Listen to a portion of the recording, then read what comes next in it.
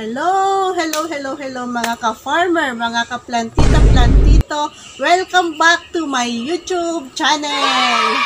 So ngayon po, andito na naman po tayo. Ipapakita naman po natin, gaya po ng naipangako natin nung nakaraang video, na ipapakita natin kung paano naman yung propagation ng asexual propagation ng pili. Kasi yung nakaraang video natin, pinakita natin yung natural propagation ng pili. So ngayon po, ito naman tayo, yung asexual propagation naman po ng pili. Meron tayong tatlong klaseng asexual propagation. Yun ay ang grafting, inarching, tsaka budding. Ang ginagawa po natin sa pili ay dalawang klase lang. Yung inarching, saka yung grafting. Kasi ang budding, usually ginagawa natin sa ganitong sa mga lemon family tulad ng kalamansi, dalandan, mga oranges. Doon natin ginagawa ang budding. So ngayon dito tayo sa pili. Ang una ipapakita natin sa inyo kung paano ang pag-graft ng pili.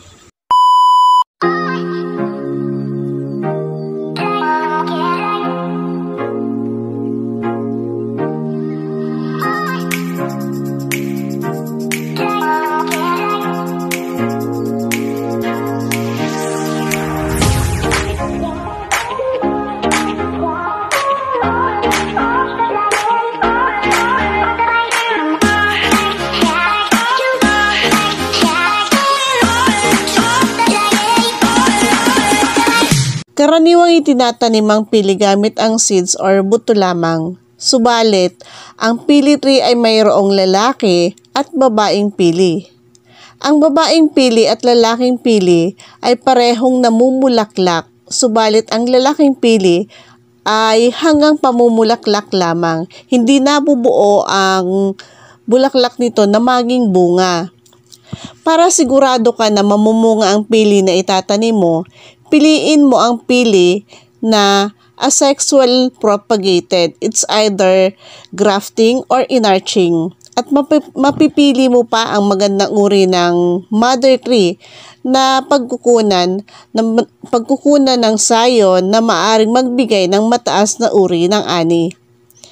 Matagumpay ang grafting sa ngayon dahil umaabot sa 80% ang survival nito. Subalit depende na rin ito sa klase ng sayon na idudugtong at sa galing or kakayahan ng inyong propagator.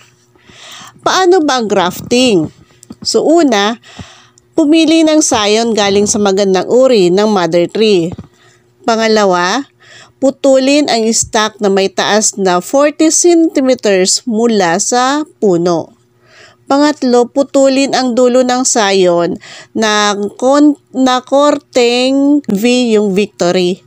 Number 4, pang-apat, lagyan ng hiwa ang stalk gamit ang grafting knife. Then sunod, isiksik ng maingat ang sayon sa hiwa ng stalk.